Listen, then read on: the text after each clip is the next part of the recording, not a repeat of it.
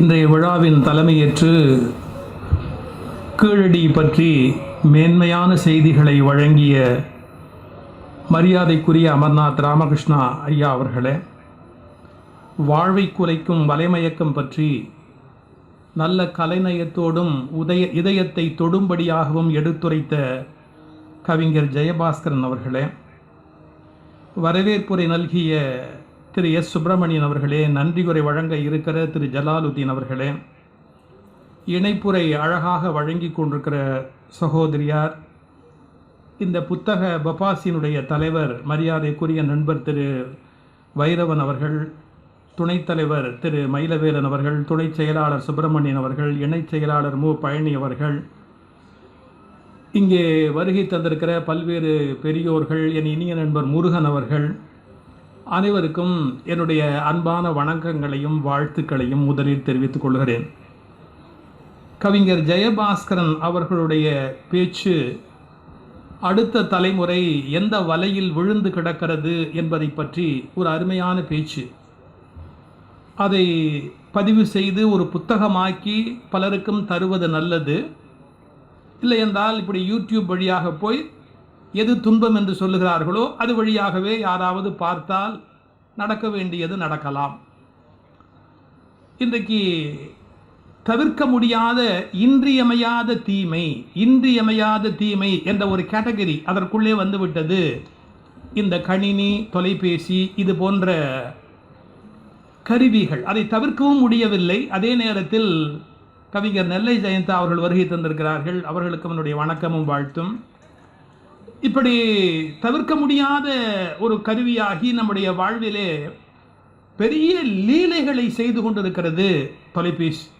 அதை பற்றி இப்படி ஒரு பேச்சு பேச முடியும் என்பது ஒரு அருமையான முன்மாதிரி. அவர்களுக்கு என்னுடைய நன்றியை தெரிவித்துக் கொள்கிறேன். அவர்களுடைய பேச்சு கீழடி பற்றி நாம் அந்த பகடைக்காய் பற்றி ஒரு செய்தி சொன்னார் பாருங்க, 10 விழுகிறார் போல ஒரு பகடைக்காய் அப்படின்னு. இதெல்லாம் நம்முடைய முன்னோர்கள் நமக்கு வைத்துவிட்டு போன சான்றுகள் என்பதை ரொம்ப அழகாக படம் பிடித்து வைத்தார்கள். எனக்கு புத்தகம் என்னும் சிறகு அப்படின்னு தலைப்பு அவங்களாவே போட்டுட்டாங்க.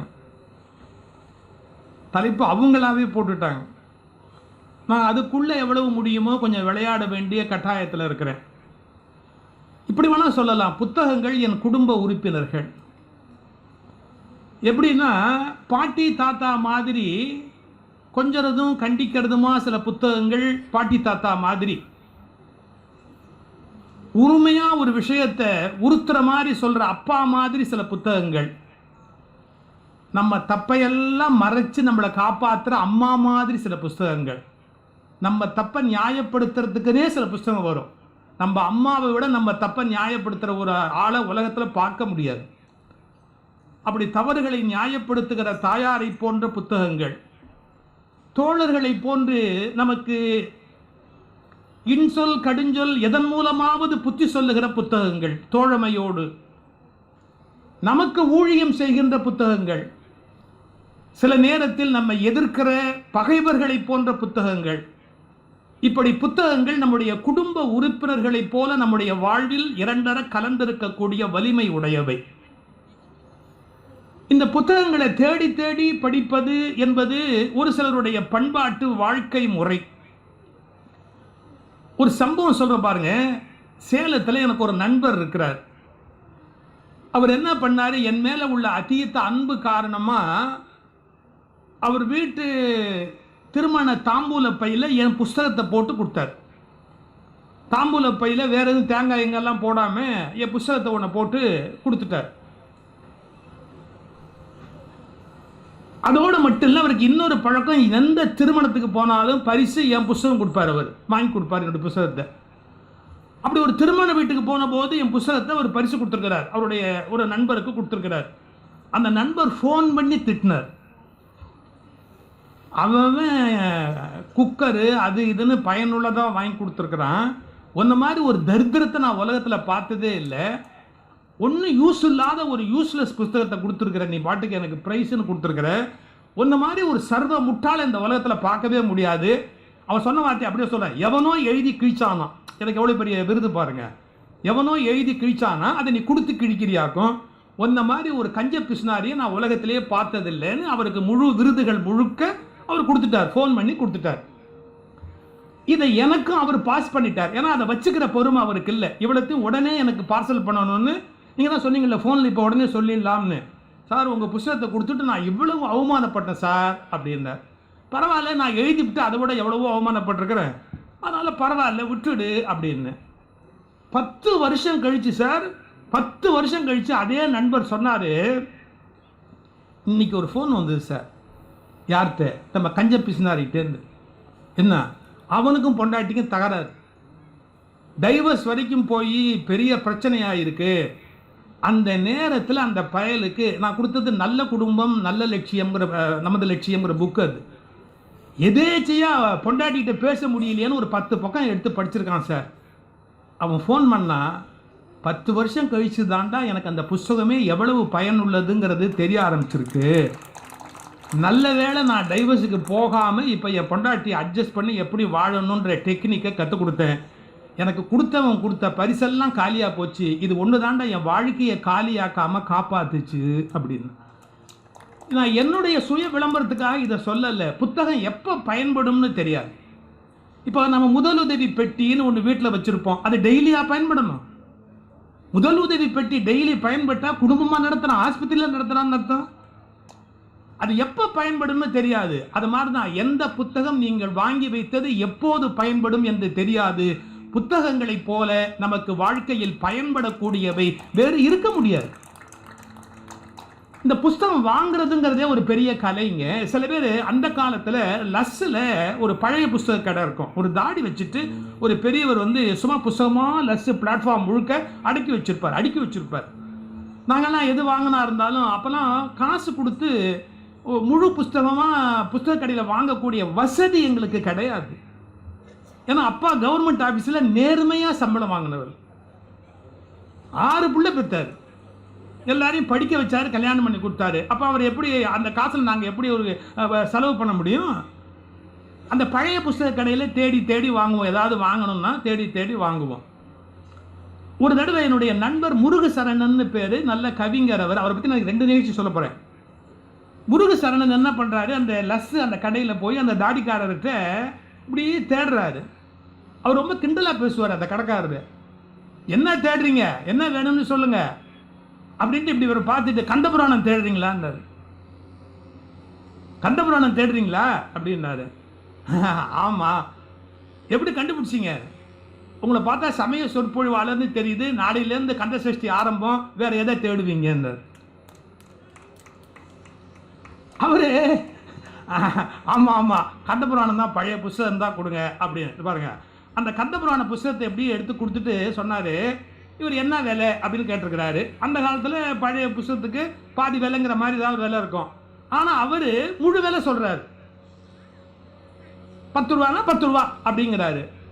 முருகசரணன் கேட்டார், என்னங்க அநியாயமாக இருக்குது, பழைய புஸ்தக கடை விலை குறைச்சி கொடுப்பாங்க, நீங்கள் வந்து ஒரு 5 ரூபான்னு கொடுத்தா கூட பரவாயில்ல, 10 ரூபாய்க்கு 10 ரூபாயை கேட்குறீங்களே அப்படின்னு. அந்த தாடிக்காரர் சொன்னார் பாருங்க, கந்த சஷ்டி முடிஞ்சுட்டா 5 ரூபா. அப்புறம் எவன் வாங்க போகிறான்? அப்புறம் வந்து எவன் வாங்க போகிறான்? இப்போ வாங்கினா தானே உண்டு. கந்த சஷ்டி முடிகிற வரைக்கும் இது வந்து 10 ரூபா. நீ வேணா 6 நாள் கழிச்சு வா, ஒரு 5 ரூபாய்க்கு எடுத்துன்னு போ. இப்போ புஸ்தகம் வாங்குறதுல 4-5 கேட்டகரி. நமக்கு இது லாபம் தரும்னு ஒரு கணக்கு பார்த்து வாங்குறது, இந்த புத்தகம் ஒரு பெரிய சொத்துன்னு தெரிஞ்சு வச்சு வாங்குறது, இது ஒரு முதலுதவி பெட்டி மாதிரி எப்போ உதவும்னு நமக்கு தெரியாதுன்னு தெரிஞ்சு வாங்குறது. இங்க புஸ்தகம் வாங்க வந்திருக்கிறவங்க பல பேர் வாங்க வந்ததை பத்தி ஒரு புஸ்தகம் எழுதலாம். எதுக்காக புஸ்தகம் வாங்குறோம் அப்படிங்கிறது நம்முடைய தேடல். இப்போ புத்தகத்தை நம்ம படிக்கிறது பல காரணத்துக்காக படிக்கலாம். நம்ம அறிவை வளர்க்கறதுக்காக படிக்கலாம். இருந்தால் தானே சார் வளர்க்க முடியும். கொஞ்சமாவது நம்மகிட்ட இருந்தால் வளர்க்கறதுக்கு படிக்கலாம். புத்தகத்தை வச்சு அறிவை வளர்க்கலாம். டு நோ சம்திங், ஏதோ சில விஷயத்தை தெரிஞ்சு வச்சிருக்கிறோங்கிறதுக்காக நம்ம பண்ணலாம். இதை விட சில சமயத்தில் புத்தகம் வீட்டில் இருக்கிறது ஒரு கௌரவம். புத்தகம் நம்ம வீட்டில் இருக்கிறதே ஒரு கௌரவம் சார். நம்ம ஐயா திருக்குறளார் முன்சாமின்னு ஒரு பேச்சாளர் இருந்தார். சிலருக்கு தெரியலாம், சிலருக்கு தெரியாமல் இருக்கலாம். திருக்குறளார் முன்சாமி அவர் சொல்லுவார், திருக்குறள் ஒரு 7-8 நல்ல புஸ்தகமாக வாங்கி வீட்டில் ஷோகேஸில் அப்படி எடுத்து வைங்க அப்படின்பார். நல்ல புஸ்தகமாக வாங்கி ஷோகேஸில் எடுத்து வைங்க அப்படின்னு. எதுக்குயா அப்படின்னு. நம்மளை நம்பி பொண்ணு கொடுப்பான்னு. இவன் படித்தவன், திருக்குறள்லாம் படிச்சிருக்கிறான் அப்படின்னு உனக்கு ஒரு சோஷியல் ஸ்டேட்டஸ் கிரியேட் ஆகும் அப்படின்ற. நல்ல புக்காக நம்ம ஷோகேஸில் வச்சுருந்தோம்னா ஒரு சோஷியல் ஸ்டேட்டஸு கிரியேட் ஆகும். படிக்கிறியோ இல்லையோ வாங்கி 4 புஸ்தகத்தை மேலே வச்சுக்கணும். இந்த மாதிரி புஸ்தகம் வாங்கி வச்சவனு சில பேர் இருக்கிறான். ஜென்மத்துக்கு திருப்பி இருக்கவே மாட்டான், புஸ்தகத்தை படிக்கவே மாட்டான்.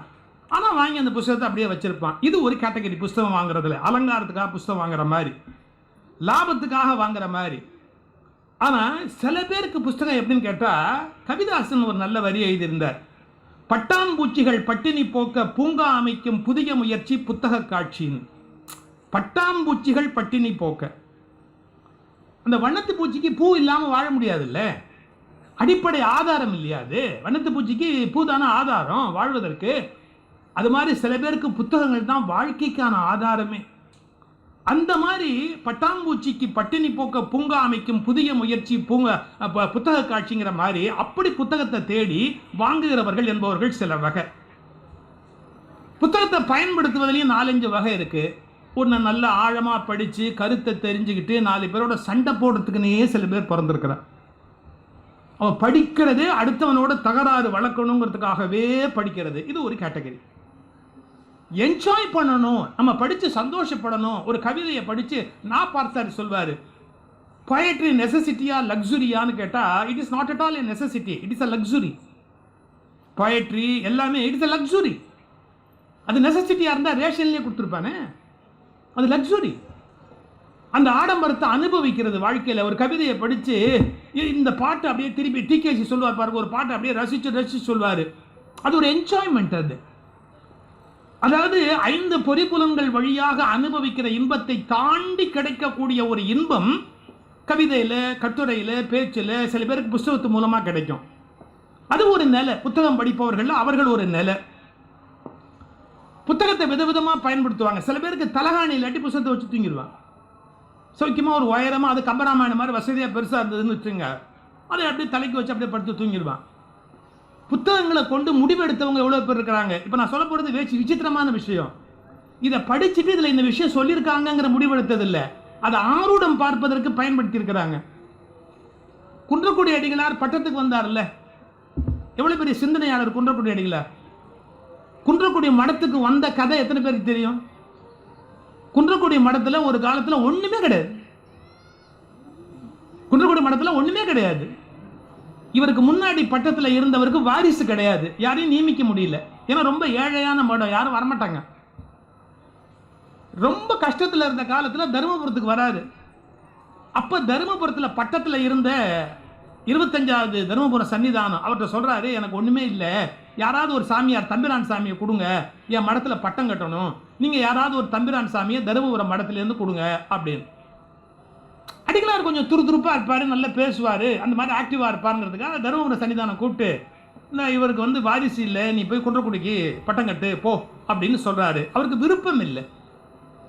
நான் இது தாய் வீடு மாதிரி இங்கே இருந்துட்டேன், இங்கேருந்து நான் எப்படி போய் எங்கேயோ கண்காணாத ஒரு இடத்துல இருப்பேன், நான் போகணும்னு நீங்கள் வட்டாயப்படுத்தாதீங்க, என்னை விட்டுடுங்க அப்படின்னு ஆரம்பத்தில் கெஞ்சிருக்கிறாரு அடிகளார். அவருக்கு அப்போ பேர் முதல்ல பூர்வாசிரமத்தில் ராமநாதன் பேர், பிறகு குன்றக்குடி, அது பின்னாடி வந்த பேர். தருமபுரத்தில் கட்டத்தம்பிரானா இருக்கிறார். தருமபுர சன்னிதானம் என்ன பண்ணாரு, பெரிய புராண புஸ்தகம் எடுத்துட்டு வந்தார். புஸ்தகம் எப்படிலாம் பயன்படுத்துங்கிறது சொல்கிறேன் பாருங்க. பெரிய புராண புஸ்தகம் எடுத்துட்டு வா அப்படின்னாரு. பெரிய புராண புஸ்தகம் எடுத்துட்டு வந்தோடனே கயிறு சாத்தி பார்க்கறதுன்னு பேர். ஒரு கயிறு எடுத்து அந்த பெரிய புராண புஸ்தகத்தில் டக்குன்னு அப்படி ஒரு இடத்துல வச்சு அப்படி திறந்து பார்த்தா ஞான சம்பந்தர் சிவிகையில் புறப்பட்டார்னு வந்துருச்சு. ஞான சம்பந்தர் சிவிகையில் ஏறி புறப்பட்டார். நீ கிளம்ப வேண்டியதுதான், சிவபெருமான் உத்தரவே வந்துருச்சு. சிவிகையில் ஏறி ஞானசம்பந்தர் புறப்பட்டாரு, மரியாதையா ஏறு, குன்னக்குடிக்கு போய் நீ பட்டம் கட்டு, இது இறைவன் கொடுத்த உத்தரவுன்னு நினைச்சார். அப்போ புத்தகங்கள் அப்படி மட்டும் அன்னைக்கு அனுப்பலைன்னா எவ்வளோ பெரிய குன்றக்குடி அடிகளார் இந்த தமிழ்நாடு பார்க்க முடியாமல் போயிருக்கும். அந்த புத்தகம் எவ்வளோ பயன்பட்டுருக்கு. ஆரூடம் பார்க்கறதுக்கு புத்தகத்தை பயன்படுத்தி இருக்கிறாங்க. இது ஒரு காலம். இந்த புத்தகம் படிக்கிறவருடைய குண இயல்புல அணில் இருக்கு பார்த்தீங்களா, அணில் மாதிரி ஒரு கேட்டகரி. எப்படின்னு கேட்டால், மரத்துலேருந்து ரொம்ப தூரம் வந்து விளையாடாதுங்க, கொஞ்சம் தூரம் கீழே ஒரு பயம் எப்போவுமே அதுக்கு உண்டு. பொந்துலேருந்து கொஞ்சம் தூரம் வெளியே வந்து 2 இது பழத்தை சாப்பிட்டு பயந்து போய் உள்ளே போய் உட்காந்துக்கும். அதாவது கை கட்டின தூரத்துக்கு மட்டும்தான் போகுமே ஒழிய ரொம்ப தூரத்துக்கு போய் தேடாது. எலி உணவு தேடும் போது அப்படி இல்லை, வலையை தொலைச்சிக்கிட்டு அது பாட்டுக்கு எங்கேயாவது கிடைக்குமா அப்படின்னு ரொம்ப ஆழமா தோண்டிக்கிட்டே போகும். தேனி மட்டும் தனக்கு நல்ல தேன் கிடைக்கும்னா எத்தனை மைல் தள்ளியும் போய் பறந்து போய் தேன் எடுத்துட்டு வரும். புத்தகம் படிக்கிறவன்லையும் இந்த அணில் மாதிரி ஒரு கேட்டகரி இருக்கான். சும்மா கை கிட்ட கிடைச்ச 4 புத்தகத்தை படிச்சுட்டு அப்படியே ஓட்டிடுவான் காலத்தை, எதையும் தேடி போக மாட்டான். அவன் டேபிளில் கிடக்கிறது, முடிவெட்ட போகிற இடத்துல கிடக்கிற பத்திரிகை, டாக்டர்கிட்ட காத்து கிடக்கும் போது அங்கே படித்த 2 புத்தகம், இப்படி அவனா தேடியெல்லாம் ஒன்றும் போக மாட்டான். அணில் மாதிரி அவன் கை கிட்டக்க என்ன கிடைக்குதோ அதை படிச்சுட்டு புத்தகத்தை படிச்சுட்டேன் அப்படின்னு திருப்தி அடைகிற கேட்டகரி. இதெல்லாம் அணில் மாதிரி. சிலது பெருச்சாளி, அது போட்டுக்கு தோண்டிக்கிட்டே போவோம், எங்கே கிடைக்கும் எங்கே கிடைக்கும் எங்கே கிடைக்கும் எங்கே கிடைக்கும் எங்கே கிடைக்கும் அப்படின்னு. அது போய் தேடி அந்த புத்தகத்தை எந்த இடத்துல கிடைக்க முடியாத இடத்துலேருந்து ஒரு புத்தகத்தை வாங்கிட்டா போடா வாங்கிட்டேன் அப்படின்னு தேடி தொலைச்சிக்கிட்டு போய் தேடுறது ஒன்று இருக்கு. சிலது தேனி மாதிரி, என்ன எத்தனை மைல் தள்ளி அழகான தேன் கிடைச்சாலும் கவலைப்படாமல் பறந்து போய் அந்த தேனை எடுத்துகிட்டு வர மாதிரி இந்த புத்தகம் வாங்கணும்னு முடிவு பண்ணிட்டா அந்த புத்தகத்துக்காக மெனக்கட்டு புத்தக கண்காட்சி முழுக்க கொடைஞ்சு அந்த புத்தகத்தை வாங்கிட்டு தான் வீட்டுக்கே போவான். அவன் தேனி மாதிரி. நீங்கள் புத்தகத்தை தேடுவதிலேயே இத்தனை கேட்டகரி இருக்குது இந்த உலகத்தில். இந்த புத்தகத்தை வாங்குவதில் ஒரு சில பேருக்கு ஒரு சில பண்பு உண்டு. ஒரு முறை சாரதா நம்பியார் என்னுடைய இலக்கிய உலகத்தினுடைய நல்ல சகோதரி, நல்ல இலக்கியங்கள் பேசுகிறவங்க, தேவாரெல்லாம் பாடுறவங்க, ஆணையராக இருந்து ஓய்வு பெற்றவங்க டாக்டர் சாரதா நம்பியார் எங்கள் வீட்டுக்கு வந்தாங்க ஒரு முறை. என்னோட புத்தகத்தில் ஒரு 5-6 புத்தகத்தை எடுத்து, சரி அவங்க ரொம்ப நாளாக என்னோடய புத்தகத்தில் ஒரு 5 புத்தகத்தை எடுத்து அக்கா கொண்டு போங்க அப்படின்னு கொடுத்தேன். அந்த 5 புத்தகத்தையும் முதல்ல இப்படி வாங்கி எடுத்து பார்த்துட்டு விறுவிறு அதனுடைய வேலையை பார்த்தாங்க. ஏங்கா நீ வேலையெல்லாம் பார்க்குற, எடுக்கா அப்படின்னு, இதை வச்சு கொண்டு போக்கா நீ அப்படின்னு அப்படி இப்படி பார்த்துட்டு டக்குன்னு பர்ஸை தந்தாங்க. 5 புத்தகத்துக்கு ஒரு விலை கொடுத்து இந்தா அப்படின்னாங்க.